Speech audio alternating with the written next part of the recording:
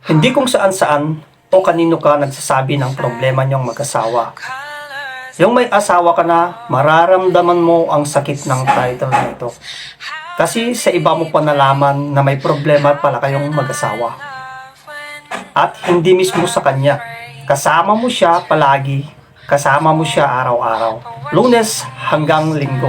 Sa kanila mo pa nalaman na may problema pala kayo. Huwag naman sanang magalit ang ibang tao. Pero minsan, nasa kinuwekentuhan ng problema, ang mga kaibigan na tinuringan, mistulang katulong pa silang nagtatago ng problema, mga tumulong nagpalala ng mga sitwasyon. Imbes na maging instrumento ng pagbabati ng mag-asawa, nagiging dahilan pa upang grumabi ang pag-aaway. Dahil may kampihang nangyayari, may pasikreto pang nangyayari. Pero kung tutuusin, kaibigan sila ng dalawa, na ang dapat nila isipin ay kung paano sila mas magiging maayos.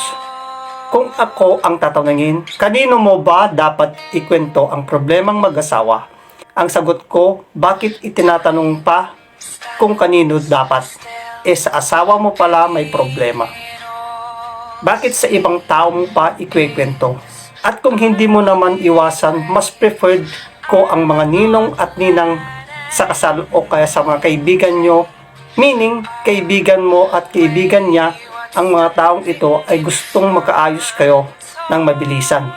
Bakit hindi sa mga magulang? Alam mo na kung anong klaseng komplikasyon ang pwedeng mangyari kung sa bawat magulang nyo rin kayo nagsusumbong. Well, the best pa rin na pag-usapan ang bawat issue, bawat problema, bawat bagay na pwedeng magkagulo sa inyong mag-asawa. Maliit pa lang pag-usapan nyo na para hindi maging pader ng pagsasama ng isang dahilan pa ng hiwalayan pagdating ng panahon. Walang magtatago, walang magsisikreto dahil pagdating naman ng panahon, sa ayaw at sa gusto nyo, haharapin nyo pa rin yan. Pag-uusapan nyo pa rin naman yan. Ang problema pagdating ng panahon, marami nang dadagdag sa issue niyan. At marami nang sumasawsaw dyan.